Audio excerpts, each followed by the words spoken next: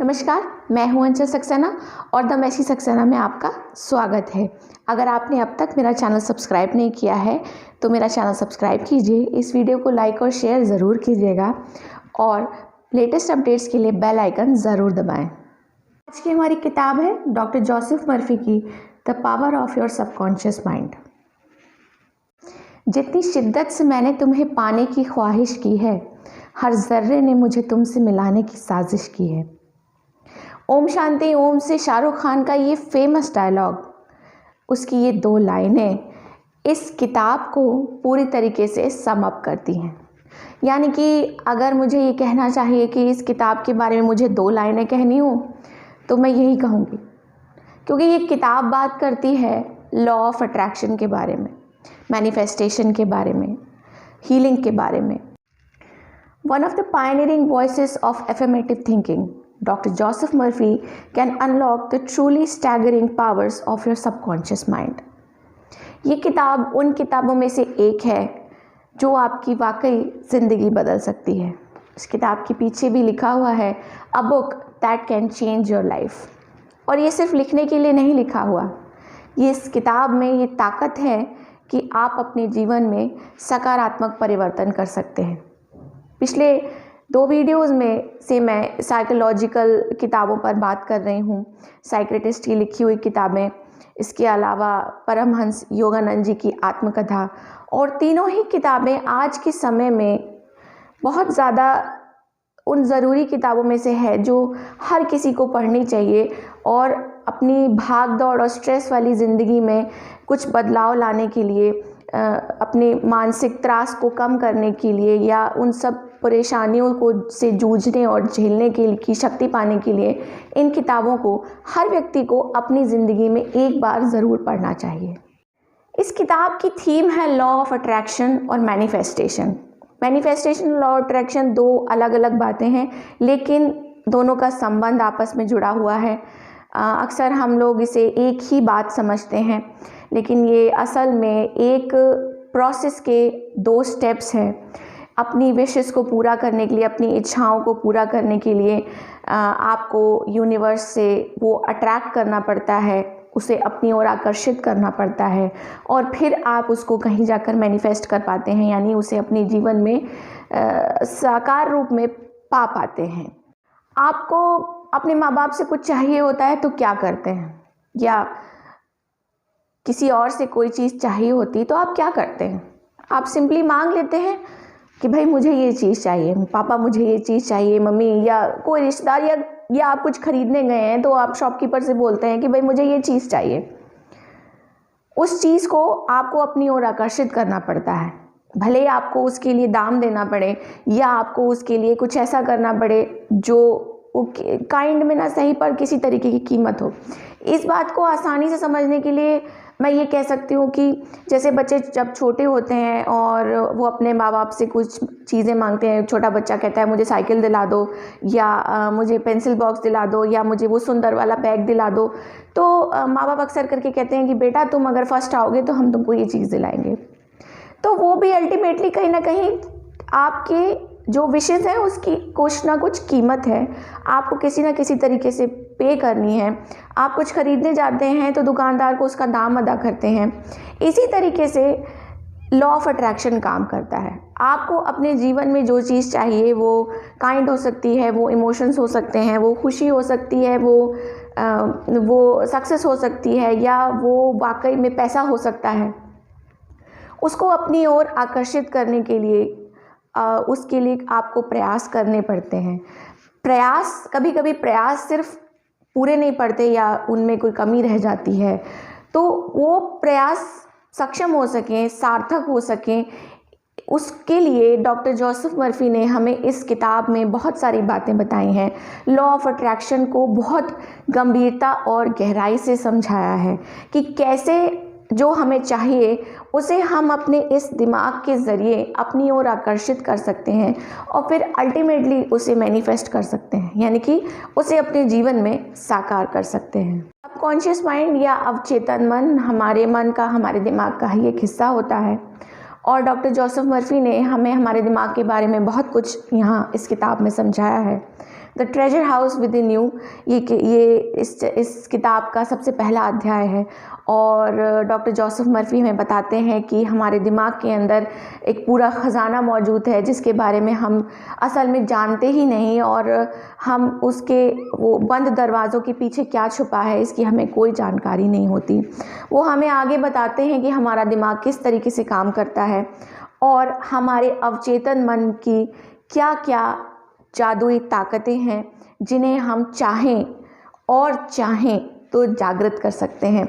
इसके अलावा उन्होंने बहुत कुछ चीज़ें ऐसी बताई हैं कि एंशिएंट टाइम्स में भी, पुरातन समय में भी दिमाग से माइंड हीलिंग का एक बहुत बड़ी टेक्निक यूज़ होती थी, आज के समय में भी यूज़ होती है।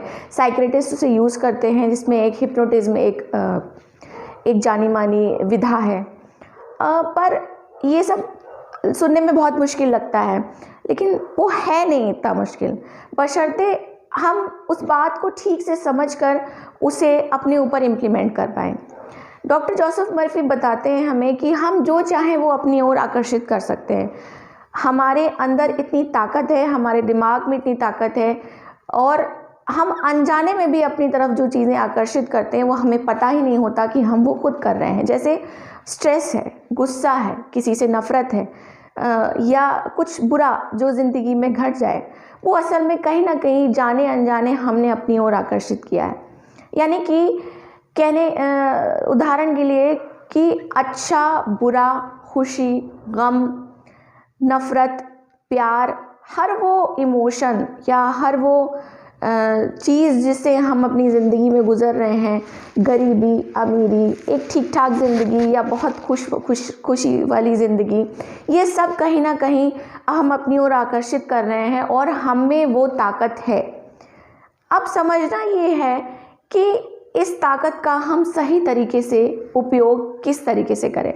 इस किताब के हर चैप्टर के बाद आपको उस अध्याय की कुछ ज़रूरी पॉइंट्स बाद में हीलिंग पॉइंट्स इन रिव्यू के तौर पर हेडलाइन के नीचे मिलेंगे और आप उस पूरे चैप्टर को उस तरीके से सम अप कर सकते हैं। जैसे एक चैप्टर में उन्होंने लिखा है, पहला पॉइंट जो है, remind your self frequently that the healing power is in your subconscious mind.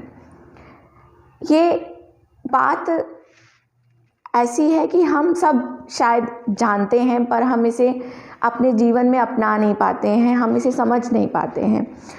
और अगर हम इतनी छोटी मामूली सी बात जो कि कोई रॉकेट साइंस नहीं है समझ लें तो हम अपने जीवन में बहुत सारे सकारात्मक परिवर्तन कर सकते हैं। किताब से जो ख़ास बात मैंने सीखी, एक वो ख़ास बात, वैसे इसमें बहुत सारी ख़ास बातें और मैंने बहुत कुछ सीखा है, लेकिन जो मैं इस वीडियो में पॉइंट आउट करना चाहूँगी वो ख़ास बात है बाइबल के एक वर्स के ज़रिए डॉक्टर जोसेफ मर्फी ने हमें समझाने की कोशिश की कि जब हम लोगों को जज करते हैं छोटी छोटी बातों पे, जैसे अक्सर करके उसने कपड़े कैसे पहने हैं, उसका रंग कैसा, उसका कॉम्प्लेक्शन कैसा है, वो किस जाति का है, या उसने जूते कैसे पहने, उसके जूते गंदे हैं, उसके कपड़े गंदे हैं, इसी छोटी छोटी बातें, या वो ज़्यादा पैसे कमाता है, वो कम पैसे क्यों कमाता है, अरे वो वेटर की नौकरी करता है, अरे वो लड़की ड्रिंक सर्व करती है। तो ये जो बातें हैं ये हर व्यक्ति की अपनी लाइफ चॉइसेस हैं, उसके सर्कमस्टांसेस हैं, और हर व्यक्ति, चाहे वो मैं हूँ, कोई भी हो, हमने कभी ना कभी किसी को जज ज़रूर किया है। और डॉक्टर जोसेफ मर्फी हमें इस किताब में समझाते हैं कि आप जज करना छोड़ दीजिए। असल में जो हमारी पर्सनालिटी में लैकिंग है, जो हमारे अंदर किसी चीज़ का डर है, या जो हम खुद नहीं कर पाते, या जिस बात के लिए हम खुद को कमज़ोर समझते हैं, उसी बात के लिए हम किसी और को जज करते हैं। और ये बात कहीं ना कहीं सही है, क्योंकि अपनी लाइफ चॉइसेस को अपनी जीवन में साकार कर पाना एक बहुत ताकत की बात होती है। अगर कोई लड़की बार में काम करती है, वो ड्रिंक सर्व करती है, या कोई लड़का वेटर का काम करता है, तो वो बहुत बड़ी उनके लिए उनका बहुत कठिन और बहुत हिम्मत वाला डिसीजन है, क्योंकि आज के समय में इंडिपेंडेंट होना बहुत ज़रूरी है और हर व्यक्ति नीचे से ही शुरुआत करता है। किसी ने कैसे कपड़े पहने, लड़की ने छोटे कपड़े पहने हैं, लड़के ने नीची जीन्स पहनी है, ऊंची जीन्स पहनी है, उसने गुलाबी रंग की शर्ट पहनी है, इससे क्या फ़र्क पड़ता है? कोई कैसी नौकरी करता है, कोई कैसा बिजनेस करता है, इससे क्या फ़र्क पड़ता है? तो मैंने इस किताब से सबसे ख़ास बात सीखी कि I started minding my own business. मुझे कोई फ़र्क नहीं पड़ता है कि मेरे आसपास लोग क्या करते हैं, वो उनकी ज़िंदगी की चॉइसेस हैं, उन्होंने अपने लिए बेहतर सोच सकते हैं, समझ सकते हैं। मैं उनके लिए क्यों सोचूं? मैं क्यों इस बात पर चिंता करूं कि वो ऐसा क्यों करते हैं, या मैं उन्हें क्यों जज करूं? हाँ, अगर कोई मेरा अपना है, वो मुझसे कुछ पूछ रहा है, मुझे कुछ बता रहा है और मैं उसे कोई राय दे रही हूँ तो वो बात अलग है। लेकिन अगर कोई मेरा अपना अपनी ज़िंदगी में, या कोई पराया अपनी ज़िंदगी में अपनी लाइफ चॉइसेस के हिसाब से अपनी ज़िंदगी जी रहा है, वो उसके रिपरकशंस जानता है, वो उसकी अच्छाइयाँ बुराइयाँ सब जानता है। अगर उसने मुझसे कोई राय नहीं मांगी तो मैं उसको उसके काम के लिए या उसके पहनावे के लिए या उसके प्रोफेशन के लिए जज करूं, ये बहुत गलत बात है।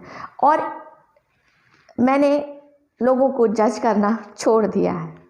अब आप सोच रहे होंगे कि मैं लॉ ऑफ अट्रैक्शन और मैनिफेस्टेशन के बारे में इतनी सारी बातें कर रही हूँ और मैंने किताब ये पढ़ी भी है और मैं इसको इतना बेहतर समझती हूँ, तो क्या मैंने लॉ ऑफ अट्रैक्शन को अपनाया है? क्या मैंने अपनी ज़िंदगी में कुछ भी मैनिफेस्ट किया है? तो हाँ, मैं ये नहीं कहूँगी कि मैंने जो कुछ भी चाहा वो मुझे सब मिल गया, लेकिन एक बात मैंने अपने जीवन में मैनिफेस्ट की है और वो है एक ऑथर होना, एक राइटर होना।